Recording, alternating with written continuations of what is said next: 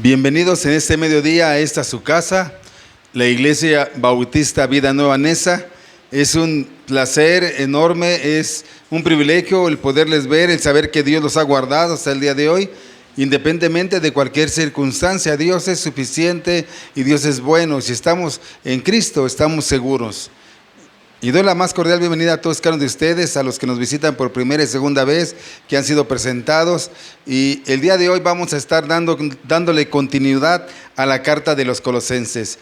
La semana pasada dimos inicio a esta carta, dimos la introducción, vimos que esta epístola, que su significado es una carta, la escribió el apóstol Pablo por el año 60-63 antes de Cristo, y que esta es una de las cartas que se escribió durante el arresto domiciliario que Pablo tuvo en Roma, donde también escribió a Filemón, Filipenses, Efesios.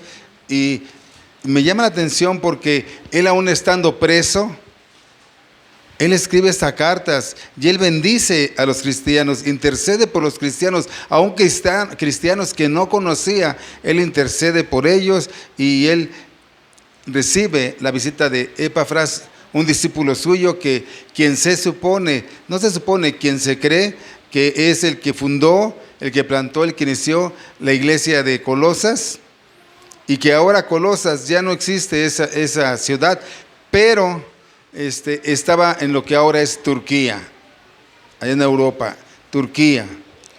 Y este hombre, Epafras, le fue a dar el informe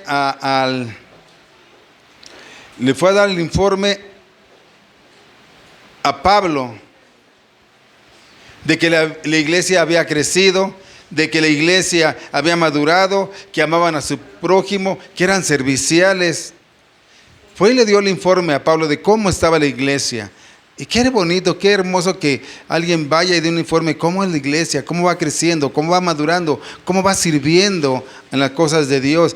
Pero él le dice, ¿sabes qué, Pablo? Pero estamos recibiendo amenazas, presiones, amenazas del paganismo judío, amenazas de las herejías griegas, amenazas de maestros orientales que están tratando de socavar. ¿Qué es socavar? Delimitar de gran manera. Querían debilitar la supremacía, preeminencia y suficiencia de Cristo. Él le dice, mira, es una iglesia saludable, grande, creciendo, madurando, teniendo amor por la gente, teniendo amor por los hermanos, pero hay un grupo que quiere debilitar la supremacía de Cristo. Y explicamos quién era el paganismo judío, las herejías griegas y esos falsos maestros orientales la semana pasada. Y Pablo hace tres cosas cuando escribe esto.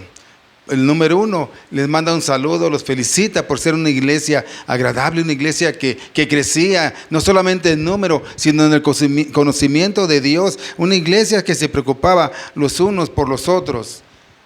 Él está viendo que eran buenos cristianos. En el versículo 9 que vimos la semana pasada, Pablo ora por ellos e intercede por ellos. Y ahora, en esta semana, vamos a empezar a partir del versículo 15, donde el apóstol Pablo hace una estrategia diferente a lo que muchos hacemos o han hecho, que en lugar de enfrentar la descripción de esos falsos maestros, él da el antídoto para contrarrestar a esos falsos maestros, y él enseña quién es Cristo. Esta carta está llena es cristocéntrica y de verdades muy, muy fundamentadas para la vida del cristianismo. Y vamos a estar viéndola. Miren cómo empieza con él hablando en el versículo 15. Vamos a estar leyendo del versículo 15 al 23. Así es de que abra la palabra de Dios. Colosenses capítulo 1, del versículo 15 al 23. Repito, Colosenses capítulo 1, versículo 15 al 23.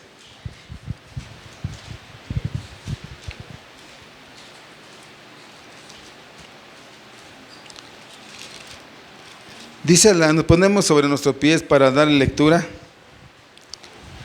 Dice la bendita y poderosa palabra de nuestro Señor Jesucristo.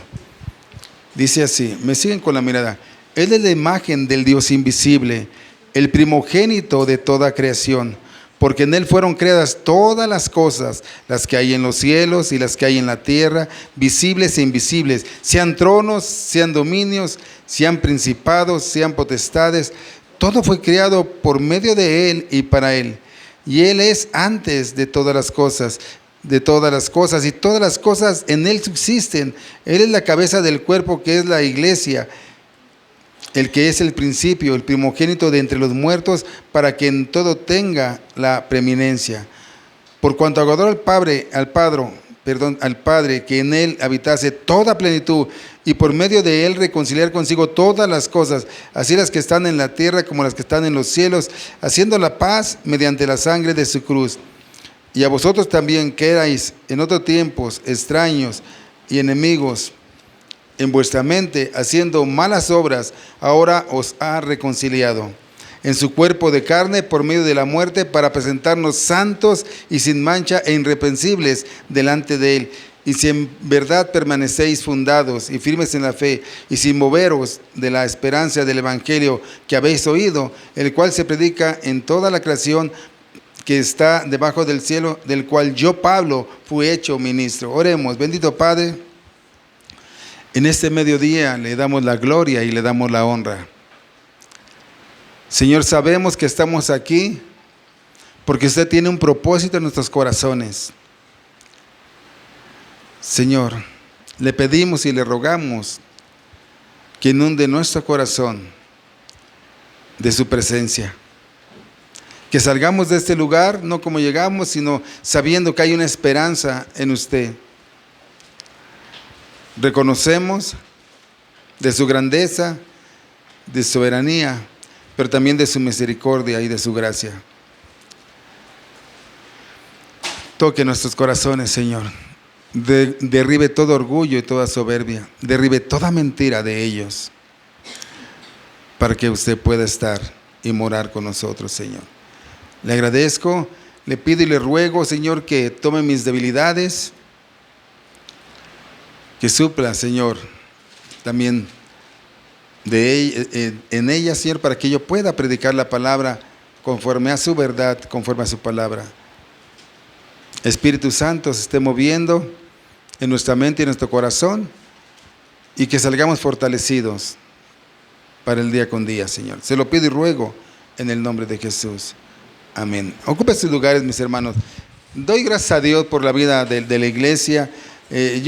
Si me dijeran, ¿cómo describe usted la iglesia? Yo diría así también. Yo la describo como una iglesia saludable, que va creciendo, que va madurando. Imagínense a Pablo diciéndoles, wow, qué iglesia, me da gusto que la iglesia sea así, pero debemos de esforzarnos un poquito más, debemos de estar también conscientes de que debemos de crecer, y sabemos que hay amenazas dentro de la iglesia, amenazas de tantas cosas que se predican, que van en contra de la doctrina de Dios. Sabemos que hay tantas amenazas que quisieran detenernos también a nosotros. Y no voy a hablar del enemigo, voy a hablar de cosas que a veces nos pasan a nosotros también. Dificultades físicas, económicas, relacionales, que a veces nos desvían de la mirada de Cristo. Pero aquí el apóstol, él le dice, nos está pasando esto. Y entonces el apóstol da 3 descripciones de quién es Cristo. Primero lo llama el dueño del universo. Miren lo que dice el versículo 15 al 17. Vamos a leer del versículo 15 al 17. Sí,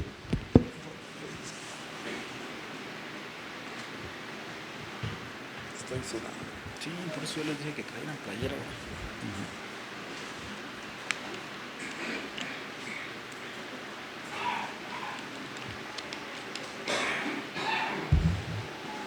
Póngase atento, porque de verdad es una carta cristocéntrica y podemos aprender mucho. Y lejos de aprender mucho, también podemos aplicarlo a nuestras vidas. Es algo hermoso.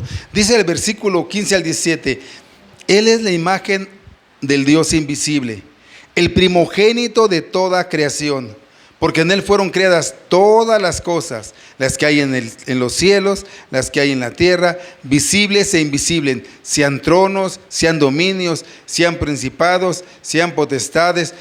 Todo fue creado por medio de Él y para Él. Y Él es antes de todas las cosas, y todas las cosas, dice que subsisten. ¡Wow! A mí me llama mucho la atención cómo inicia, cómo comienza aquí estos versículos. Y Pablo empieza diciendo, Él es. No dice Jesús es, no dice Cristo es, no dice el Señor es. Él dice, Él es. ¿Por qué? Porque da por sentado que el único que puede llevar esos atributos, esos adjetivos, es Cristo.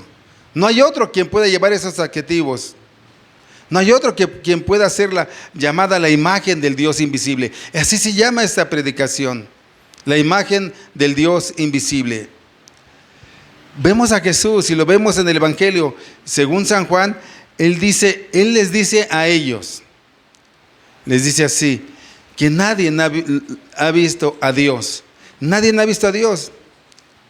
Él les dice así, pero Él dice, pero si me han visto a mí, o sea Jesús, han visto al Padre.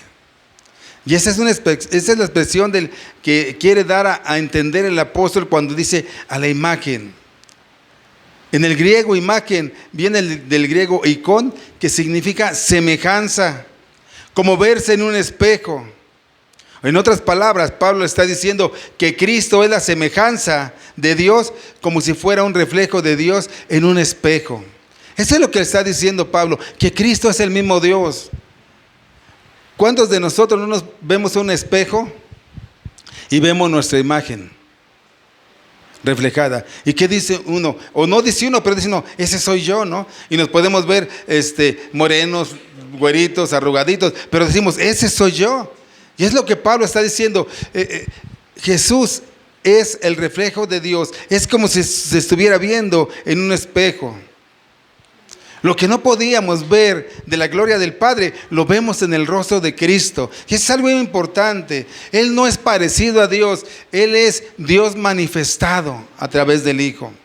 No es parecido, es. Por eso digo que es como un reflejo, un espejo. A ver, usted cuando esté frente a un espejo, aunque se disfrace, aunque haga lo que haga, pero usted sabe que usted es cuando está viendo en un espejo.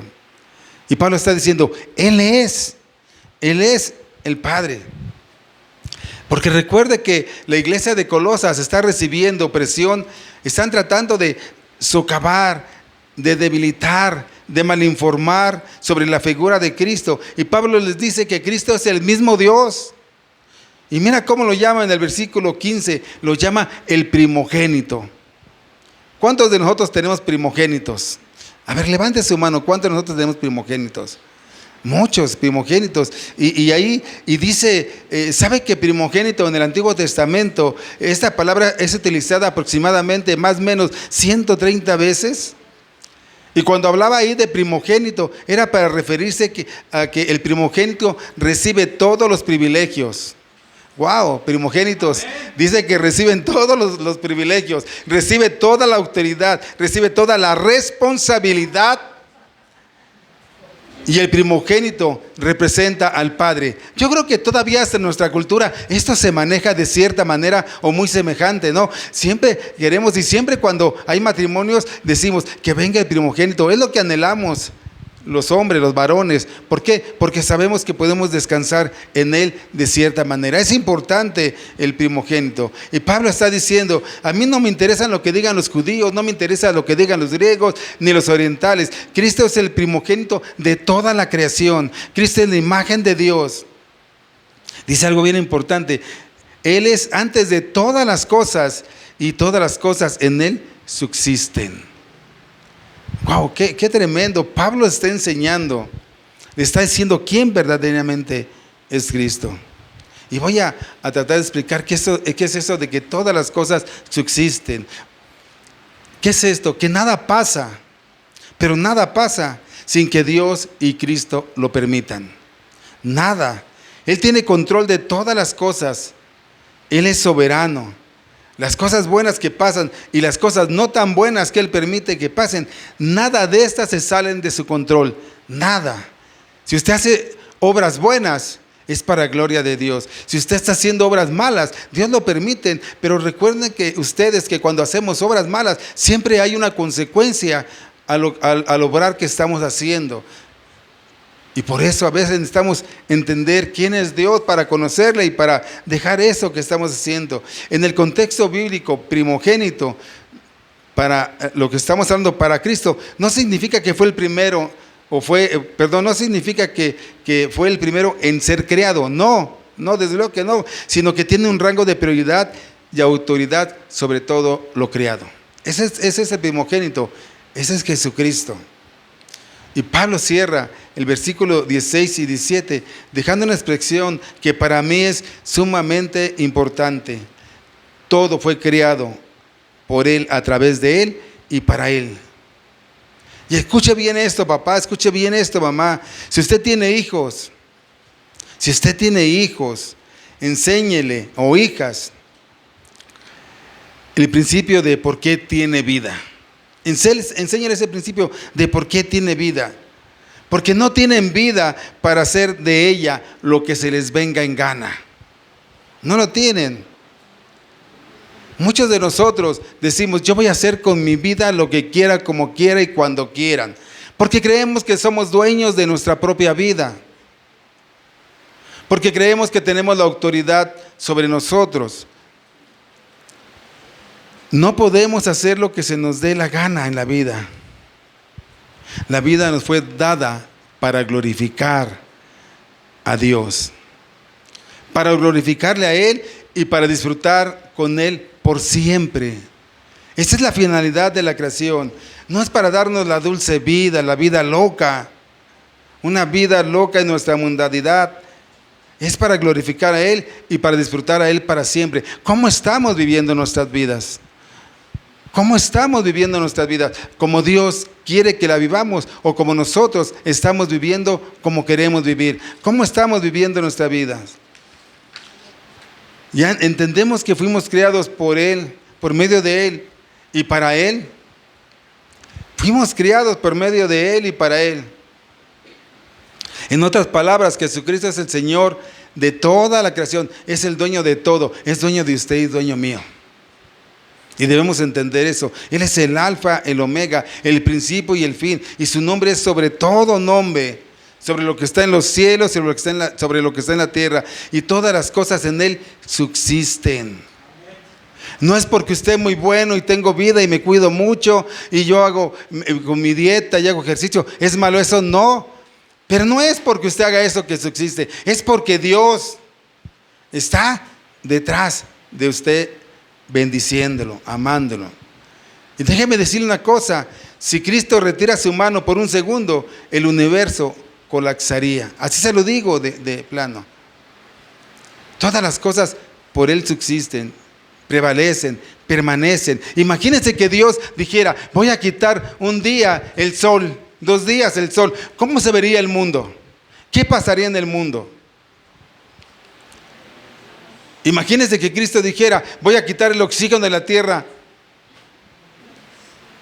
Por 1 hora nos morimos todos, mis hermanos.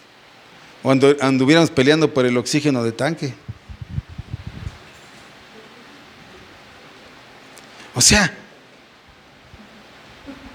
si Jesús sostiene todas las galaxias, y ahí es donde nosotros somos bendecidos por buscar, por seguir a Dios. Somos bendecidos de lo que Dios tiene para nosotros. Si Él tiene control aún de todas las galaxias, ¿no podrá sostener tu vida, tu salud, tu familia?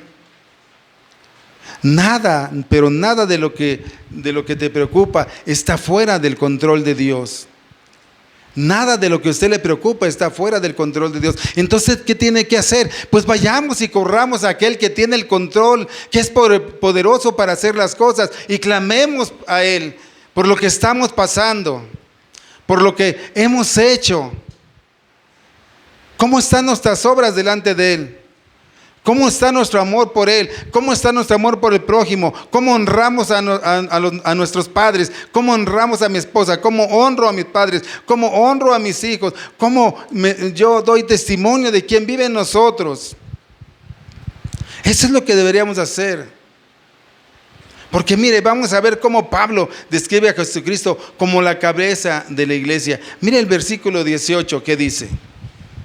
Dice, Él es la cabeza del cuerpo que es la iglesia.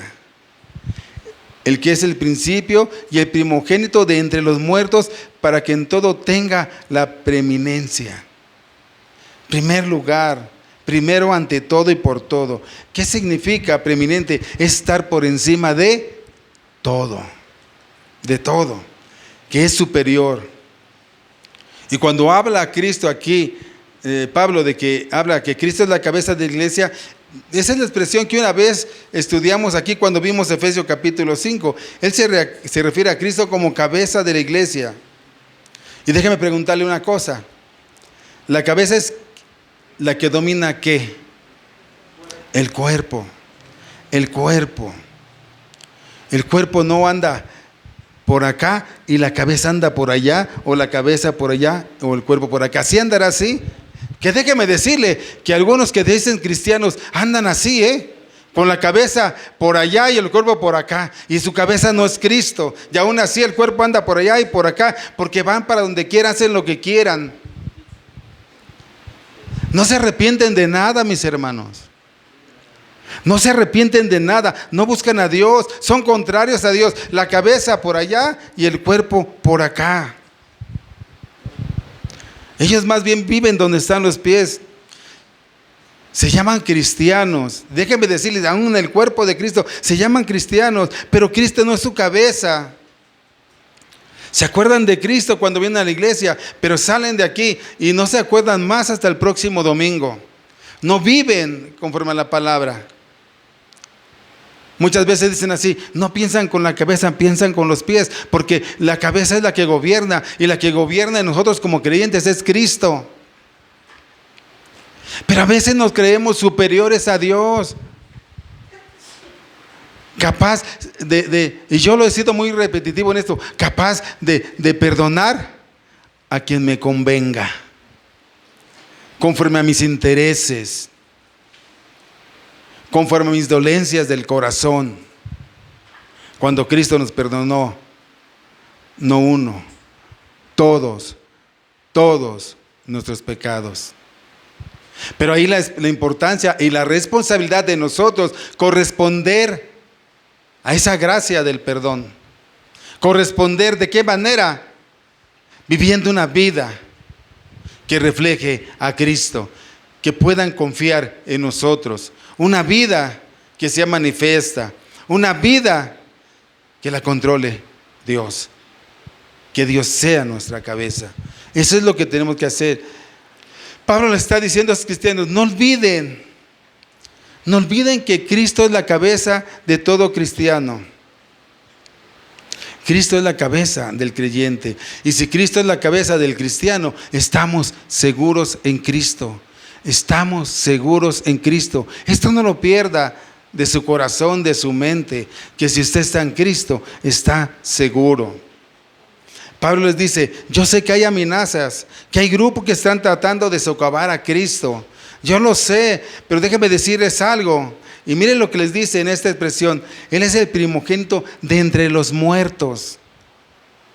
Él es este primogénito de entre los muertos. ¿Sabe lo que significa eso? Que Él fue el primero que resucitó para nunca más morir. Nunca más morir. Y es por eso que usted y yo, si estamos en Cristo, estamos seguros, porque se van a cumplir todas las promesas de Dios en nuestras vidas. Se van a cumplir toda la fidelidad de Dios en nosotros.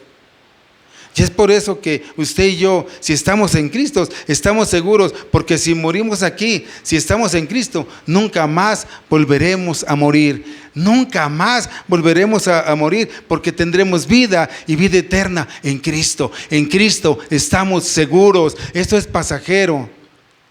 En Cristo estamos seguros. ¿Qué le preocupa? Ocúpese, pero de verdad no se desgaste, no se acabe con las preocupaciones que tenemos del diario vivir, con las enfermedades, con las relaciones rotas, con la economía. No se preocupe tanto, ocúpese por buscar a Dios, por serle fiel a Dios. Dios es fiel.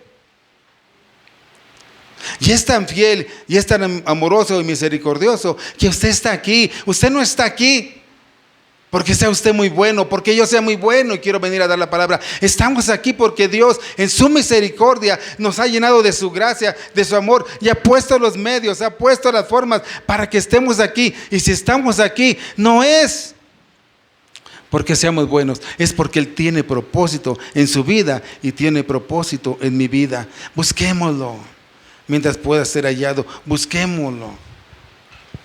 Él es la preeminencia, Él es soberano. Y Él les dice, Pablo está diciendo a los colosenses, todo esto, si estamos en Él, estamos seguros. ¿Por qué? Versículo 19, por cuanto agradó al Padre que en Él habitase toda la plenitud. El Padre no lo hizo porque tenía que hacerlo. El Padre lo hizo ¿por qué? Porque lo quiso hacer. Él no está obligado a hacer nada que alguien le diga. Por eso nosotros tenemos que tener cuidado cuando vamos a las iglesias. Nosotros no podemos ordenarle a Dios, yo decreto, yo te ordeno, yo te mando, yo te digo. Hermanos, debemos estar apercibidos. Yo te reclamo. Nosotros no le podemos, ni usted le puede reclamar nada a Cristo. Él es soberano sobre su vida y sobre mi vida, y Él hace lo que quiere, cuando quiere, con quien quiere, y salva a quien quiere. Y nosotros debemos ubicarnos en el papel que Él nos ha dado. Debemos comunicarnos con humildad. Ese cristianismo de la prosperidad, del libertinaje que se predica por ahí, que esa es tu mejor vida, aprovéchala. No hay otra. Si su mejor vida es esta, la próxima es el infierno. Es la condenación. Y se lo digo claro, y se lo digo con la palabra de Dios. Pastor, es que este es nada más vida hay una. Y tenemos que disfrutar. Y tenemos que gozar. Goces en Cristo y disfrutes en Cristo, que también lo puede hacer. Porque si esta quiere que sea su mejor vida, la próxima va a ser en condenación y en el infierno. Porque la mejor vida es cuando estamos delante del Padre. En Él está la plenitud.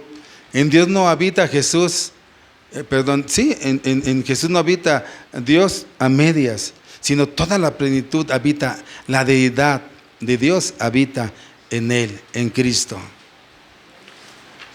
Y dice el versículo 20, y por medio de Él reconciliar consigo todas las cosas. Unas cosas, no, todas las cosas, así las que están en la tierra como las que están en los cielos, haciendo la paz mediante la sangre de su cruz. Qué importancia, pero qué importante es ese hecho que Jesús fue a la cruz a morir por usted y a morir por mí. De verdad es importante. El verso 20 es la base de nuestra paz. Había una guerra entre Dios y el hombre. ¿Por qué? Por causa del pecado. Por causa del pecado. Y Jesús firmó el tratado de paz, por decirlo así, no con tinta, sino con su propia sangre. Un tratado de paz. ¿Para qué? Para reconciliarnos a nosotros con el Padre. Y si nos quiere reconciliar es porque algo se quebró, algo se rompió, algo está mal con Dios, y nosotros, por nosotros mismos, por nuestra cuenta, no podíamos regresar, no podíamos reconciliarnos con el Padre. Entonces Él tuvo que mandar a su Hijo para que en Cristo fuéramos reconciliados con Dios, haciendo la paz. Haciendo la paz. Eso es lo que produce Jesús mediante su sangre en la cruz, el perdón, la paz. Wow, qué hermoso. Qué hermoso que Él nos reconcilia con el Padre cuando nosotros somos humildes, cuando nosotros reconocemos que hemos fallado. ¿Con quién necesita usted reconciliarse? Además de con Dios. ¿Con quién necesita usted reconciliarse?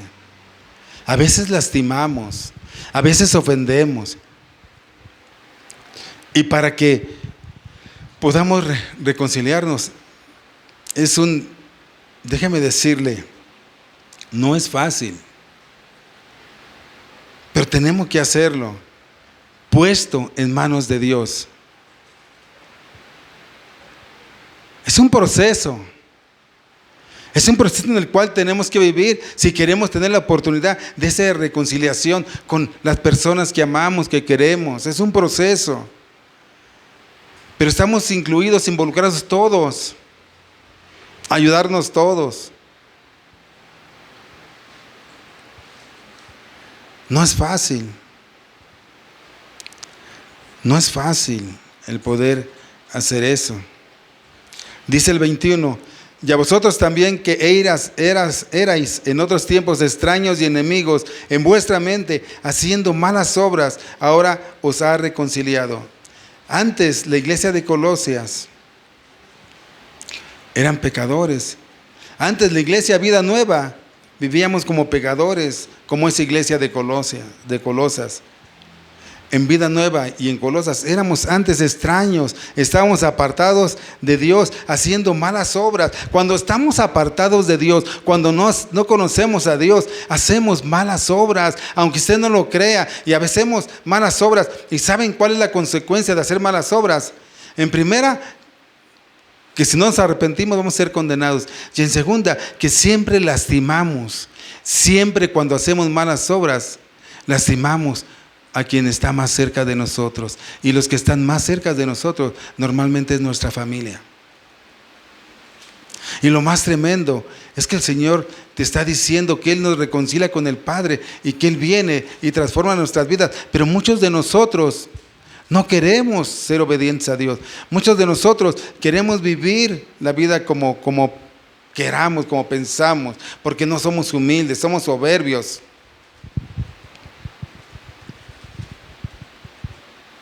Muchos de nosotros nos queremos esconder bajo el disfraz de cristianos, pero tenemos un corazón endurecido. Tenemos un corazón que lo único que reconocemos somos a nosotros mismos como superiores a los demás. Dice aquí que antes éramos enemigos, antes de conocer a Cristo.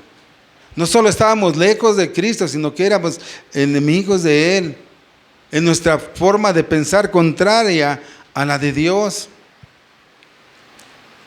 ¿Cuáles son? Haga un balance. ¿Qué obras buenas hace y qué obras malas no está haciendo? Está haciendo, ¿qué obras malas? Porque déjeme decirle dos cosas. Si usted conoce de Dios, Dios puede cambiar su corazón. Dios puede transformar su corazón a través de la palabra. Pero si usted no conoce de Dios, esas obras malas que usted está haciendo lo pueden ser, de verdad, lamentablemente, lo pueden llevar a perdición. Por eso es tiempo de decir, es tiempo de dejar de hacer las cosas que no le agradan a Dios. Es tiempo de cambiar. Es tiempo de reconocer que Dios es preeminente, es soberano, de que Dios es el primogénito de entre los muertos, de reconocer verdaderamente quién es Dios, qué hizo Dios por nosotros. ¿Cuáles son las obras que usted tiene que dejarlas? ¿Y sabe qué? Y déjeme decirle, y yo me atrevo a decir esto: si usted no busca a Dios, olvídese de que usted deje de hacer obras malas. Pero si usted busca a Dios, esa vida, esa mente va a ser transformada para gloria de Dios y para bendición de usted y de aquellos que lo rodean. ¿Cómo quiere vivir usted? ¿Cómo quiere vivir? La iglesia de Colosas era una iglesia saludable, buena, con buenas obras, creciendo. Pero es que déjeme decirle que la iglesia primitiva casi vivía al 100 lo que predicaba. Si la palabra decía algo, ellos cumplían, obedecían, se esforzaban. No era buscar comodidad, era buscar a Dios. Versículo 22. En su cuerpo de carne, por medio de la muerte, para presentarnos santos y sin mancha, e irreprensibles delante de Él. Esto está en presentes a los ojos de Dios, del Padre. Y gracias a Jesús, los que hemos creído, los que hemos abierto nuestro corazón a Él genuinamente, para Él ya no somos pecadores, sino santos, vestidos de su justicia. El cristiano tiene que vivir separado del mundo para vivir con Dios. No podemos vivir como uno quiera, como usted quiera. No podemos ni debemos. Él dice que nos hace santos, separados para Dios. Dice, para presentarnos santos y sin mancha, irreprensibles delante de Dios. Y para presentarnos, Él hace ese cambio. Para presentarnos, Él les hace esa transformación en nosotros. Porque la única manera en que nosotros nos presentemos sin mancha e irreprensibles es que Dios haya hecho su propósito en el corazón de aquellos que ha dado salvación. No hay más. Por eso es importante que usted busque de Dios. Es importante. Y por eso yo le invito a que lea la palabra de Dios. Por eso yo le invito a que conozca de Dios. ¿Cuántas veces a mí me dicen cuando yo hablo con algunas personas de otras religiones? Es que yo respeto, es que yo no me meto, es que yo respeto. Yo siempre mi contestación es que no se trata de respeto, se trata de conocimiento. Usted cuando vaya al conocimiento de Dios va a estar hablando lo que yo estoy hablando y va a estar entendiendo lo que yo estoy entendiendo. Si usted abre su corazón a Dios y el Espíritu Santo mora en usted, porque la palabra de Dios se tiene que discernir espiritualmente, dice la misma palabra. Entonces, hermanos, el que nos presente el Señor no es porque nosotros debemos de vivir como nosotros queramos, sino como Dios quiere que usted y yo vivamos, como Él quiere. ¿Cómo vive usted? ¿Como quiere Dios o como usted quiere? Y yo no me conteste, pero usted en su corazón, dígaselo. ¿Cómo está viviendo usted? ¿Como usted quiere o como Dios quiere? Nada más es esas dos preguntas. ¿Está viviendo como usted quiere o como Dios quiere? Porque usted está viviendo como Dios quiere, entonces debe de haber frutos en nuestras vidas. Pero lo más importante es que Dios nos da una oportunidad para recapacitar, para pedir perdón, para arrepentirnos, para buscar a Dios, para saber que Él tiene el control de todas las cosas, cosas buenas y cosas no tan buenas que Él permite que nos pasen, pero siempre con un propósito definido para la vida de cada uno de nosotros. No es casualidad que usted esté en este lugar, grábese eso, no es porque usted lo invitaron, no es porque usted es bueno, no es porque usted quiere alejarse de esto, de aquello, es porque Dios tiene un propósito definido para su vida, porque a Él no se le sale nada de control. Por Él subsisten todas las cosas. Él es el que las preserva. Él es el que las hace. Y podemos ver su misericordia. El sol sale todos los días. La luna en la noche. Llueve. Pero imagínense nada más que no lloviera ya en este mundo. ¿Cómo estaríamos y así como estamos? ¿Cómo hay de escasez de agua en este municipio? Imagínense que nos quitara el sol por unos días. O que nos mandara lluvia por un mes. Si así con las lluvias se nos mete a las casas el agua. Pero las cosas por Él, ¿qué? Subsisten, permanecen, porque Él así lo ha diseñado. Él así lo quiere. Su misericordia, su gracia es grande. A Él nada se le escapa. Si crees que lo engañamos, déjame decirte, Él no se chupa el dedo, y perdón por lo que digo. Él sabe qué es lo que traemos cada uno de nosotros. Y por eso es importante que nosotros lo busquemos, nos reconciliemos con Él, nos reconciliemos con los hermanos, con la familia. Porque esta vida es pasajera. Somos peregrinos en esta tierra. ¿Cómo está su vida? ¿Está viviendo como quiere o está viviendo para Cristo? Y viene un reto en el versículo que sigue. Dice el versículo 23. Si en verdad permanecéis fundados y firmes en la fe y sin moveros de la esperanza del evangelio que habéis oído, el cual se predica en toda la creación que está debajo del cielo, de la cual yo, Pablo, fui hecho ministro. En otras palabras, Cristo nos reconcilió con el Padre. Él tiene todas las cualidades de Cristo y actividades de Dios, su espíritu, su palabra, sabiduría, la gloria. Y eso usted y yo lo podemos ver en Cristo. Cuando usted va al conocimiento de Él, lo va a ver. Él es el único mediador entre Dios y los hombres. ¿Quién es el único mediador? Cristo. Así dice la palabra. No hay más mediador. Nadie va al Padre si no es por el Hijo. Y eso debemos entenderlo y debemos de grabarnos. Es mentira. Los mediums, los falsos maestros orientales, los gnósticos, decían que entre más había uno, de esa manera es como se acercaba uno a Dios. Otros decían que si idolatraban figuras, que esas figuras les iban a ayudar a llegar a Dios. Y es mentira, porque si leemos la palabra de Dios, dice que nadie va al Padre si no es por el Hijo. Y también dice la palabra de Dios que solamente hay un intercesor entre Dios y los hombres, que se llama ¿cómo? Jesucristo. Nada más. Imagínate cuántas personas, imagínate esas personas que obran mal, actúan mal. Y que le dicen a su deidad que los bendiga para que hagan cosas malas. ¿Sabes qué? Bendíceme porque al que yo le robe o asalte, traiga una buena cantidad de dinero. Bendíceme que traiga mucha para que yo pueda. ¿Tú crees que Dios va a bendecir eso? ¿Tú crees que va a orar? Esos no son dioses. El Dios de la tierra es justo. Es justo.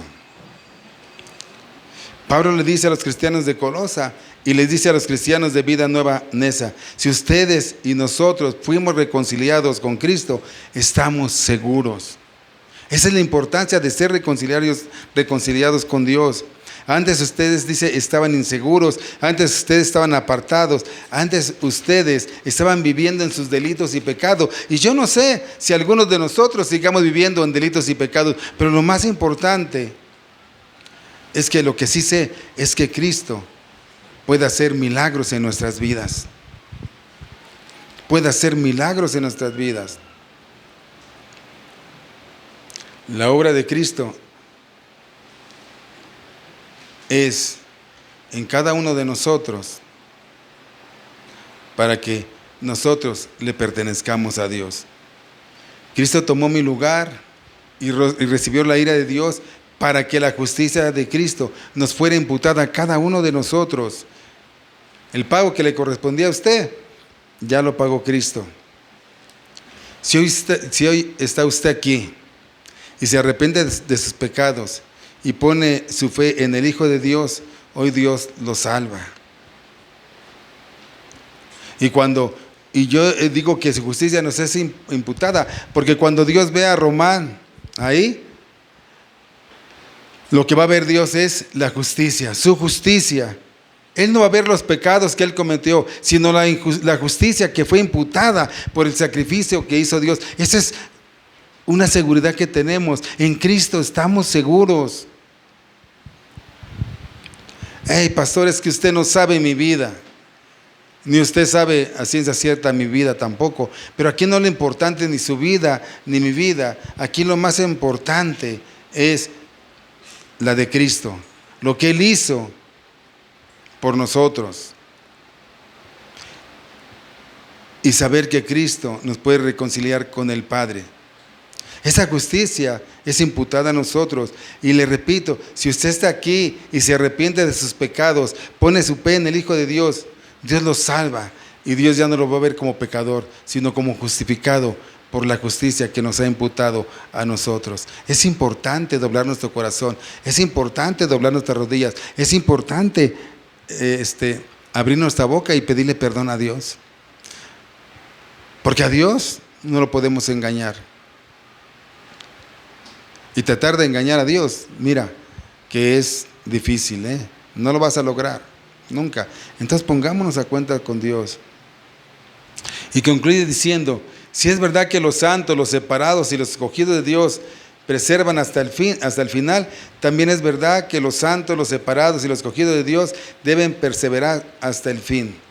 Aquí hay una condición: si en verdad permanecéis fundados y firmes en la fe, la verdadera fe es la que persevera. Yo no soy salvo y vivo como quiero. Debemos de perseverar, porque mucha gente, y escúchame bien, porque a la iglesia bautista nos atacan siempre, es uno de los puntos cardinales que siempre nos atacan aún no digo los de afuera, los de otras denominaciones, porque nosotros decimos que si Dios nos da la salvación no se pierde. no se pierde. Pero con nosotros, si tenemos esa salvación, no es para que nosotros vivamos como queramos. Porque si nosotros vivimos como queramos y pensamos y hacemos lo que queremos, entonces probablemente usted no es salvo. Usted es convencido, mas no convertido. ¿Por qué? Porque nosotros no podemos vivir como queramos. Si nosotros somos salvos, nosotros vivimos como Dios quiere que nosotros vivamos. Y Él quiere que vivamos a la altura de lo que le costó ese sacrificio en esa cruz. Ser distintos para el mundo. Que ellos puedan ver en nosotros la luz, que reflejemos la luz para que podamos dar testimonio y podamos proclamar y compartirles la palabra. Y que ellos también puedan ser reconciliados, aquellos que no conocen a Dios, ser reconciliados con Dios. Y termino, hermanos. Esforcémonos por vivir la vida pareciéndonos a Cristo, porque en Él estamos seguros, ni nada ni nadie nos podrá separar de su amor cuando lo hemos aceptado. Y Pablo concluye con el versículo 23 diciendo: si en verdad permanecen fundados y firmes en la fe y sin moverse de la esperanza del evangelio que habéis oído. Pablo le está diciendo a los hermanos de Colosas: si ustedes han conocido el evangelio, si ustedes pueden entender que Cristo es el dueño del universo, la cabeza del cristiano, la cabeza de la iglesia, y que Cristo vino a reconciliar a los pecadores con Dios, por lo tanto, si usted ha creído en ese evangelio, usted está seguro. Y es nuestra responsabilidad compartir el evangelio a todas las personas, que todo el mundo sepa de quién es Cristo. Que dejemos de acumular riquezas, de incrementar la cartera. No es malo eso, no, pero trabajemos para Cristo, para que sea conocido. Salgamos de estas paredes, proclamemos el evangelio. ¿Cómo aplicamos esto a nuestras vidas? Déjame decirle, poniendo a Cristo como el centro de nosotros. Evalúa tus prioridades. Si todo fue creado para Él, ¿estás viviendo para sus propósitos o para los tuyos? Una vida equilibrada es aquella donde Cristo es la cabeza. En cada decisión que tomas, en tus finanzas, en tu hogar, en tu trabajo, cada decisión que tomas está basada en lo que Cristo dice en su palabra. En Cristo tenemos la seguridad de ser reconciliados. Y a veces nos sentimos culpables por el pasado que hemos pasado, pero Jesús ya pagó por todas esas cosas. No permitas que el enemigo te diga que no puedes ser reconciliado. Sí puedes. Hermanos, el aniversario de esta iglesia, ¿cuántos cumplimos hace poco? 16. Es un recordatorio de la perseverancia que debemos tener. El verso 23 nos llama a no movernos de la esperanza del evangelio. No importa qué tormentas vengan, no importa qué es lo que estés pasando. Si estamos fundados en Cristo, la casa no caerá. La casa no caerá. Y termino con estas palabras de Carlos Wesley. Dice así: Cristo, encuentro todo en ti. No necesito más. Y repito, Cristo, encuentro todo en ti, no necesito más. Así decía Carlos Wesley. Usted sabe que si está viviendo la vida cristiana a plenitud, es cuando estas palabras son una realidad en su vida. Aunque la alacena esté vacía, aunque el diagnóstico sea el más desalentador, aunque todos lo abandonen, Cristo, encuentro todo en ti y no necesito más. El que tenga oídos para oír, oiga lo que el Señor ha dicho a través de su palabra. Que Dios les bendiga, mis hermanos.